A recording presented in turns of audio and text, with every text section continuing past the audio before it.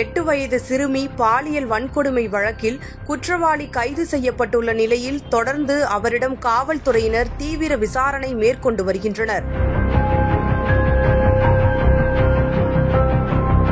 திருவள்ளூர் மாவட்டம் கும்மிடிப்பூண்டி அடுத்த ஆரம்பாக்கத்தில் கடந்த ஜூலை 12ஆம் தேதி 8 வயது சிறுமி ஒருவர் பள்ளி முடித்துவிட்டு தனது பாட்டி வீட்டிற்கு மதியம் 12 மணியளவில் சென்று கொண்டிருந்தார். அப்போது சிறுமியை பின்தொடர்ந்து வந்த மர்ம நபர் ஆள் நடமாட்டம் இல்லாத நேரத்தில் சிறுமியை வலுக்கட்டாயமாக இழுத்து சென்று பாலியல் வன்கொடுமை செய்துள்ளார். மேலும் சிறுமி தப்ப முயன்ற போது அடித்து 2 முறை பாலியல் வன்கொடுமை செய்துள்ளார். இதனை அடுத்து மற்ற நபரிடமிருந்து தப்பி சென்ற சிறுமி பள்ளி சீருடைகள் கிழிந்து ரத்த காயங்களுடன் வீட்டிற்கு தப்பி ஓடி சென்றுள்ளார். இதனை கண்டு அதிர்ச்சியடைந்த பெற்றோர் விசாரித்த போது தனக்கு நேர்ந்த கொடூரங்களை சிறுமி கூறியுள்ளார். பின்னர் பாதிக்கப்பட்ட சிறுமியின் பெற்றோர் ஆரம்பாக்கம் காவல் நிலையத்தில் புகார் அளித்தனர். புகாரின் பெயரில் வழக்கு பதிவு செய்த காவல்துறையினர் விசாரணை மேற்கொண்டனர். விசாரணையில் ஆரம்பாக்கத்தில் உள்ள ரயில்வே கேட் பகுதியில் அமைக்கப்பட்டுள்ள சிசிடிவி காட்சிகளை காவல்துறையினர் ஆய்வு செய்தனர். அப்போது சிறுமியை பின்தொடர்ந்து மர்ம நபர் ஒருவர் சிறுமியை வலுக்கட்டாயமாக இழுத்து சென்று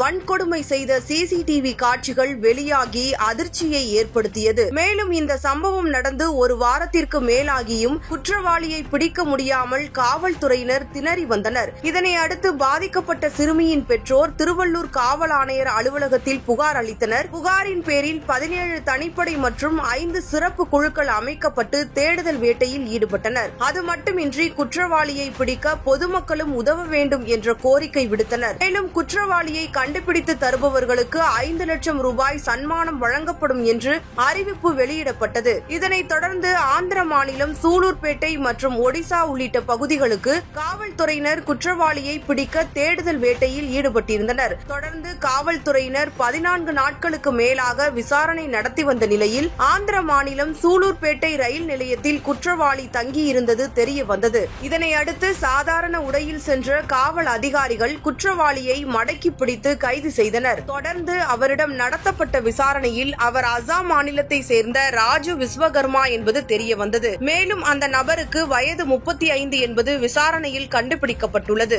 மேலும் பாதிக்கப்பட்ட சிறுமியிடம் குற்றவாளியை காண்பித்து காவல்துறையினர் உறுதிப்படுத்தினர். தொடர்ந்து அவரிடம் விசாரணை நடத்தப்பட்டு திருவள்ளூர் மகிழா நீதிமன்றத்தில் ஆஜர்படுத்தப்பட்டார். இதனை அடுத்து ராஜு விஸ்வகர்மாவை 15 நாள் நீதிமன்ற காவலில் வைத்து விசாரணை நடத்த நீதிமன்றம் உத்தரவிட்டது. முன்னதாக 8 வயது சிறுமியை பாலியல் வன்கொடுமை செய்வதற்கு முன்பு ஆரம்பாக்கம் ரயில்வே பகுதியில் நடந்து சென்ற இளம் கர்ப்பிணி பெண்ணை பின்தொடர்ந்து வந்துள்ளார். இதனை அறிந்த அப்பெண் அவரை சரமாரியாக திட்டி துரத்திவிட்டுள்ளார். பின் 8 வயது சிறுமியை பாலியல் வன்கொடுமை செய்தது விசாரணையில் தெரிய வந்துள்ளது. இந்நிகழ்வு அதிர்ச்சியை ஏற்படுத்தியுள்ளது.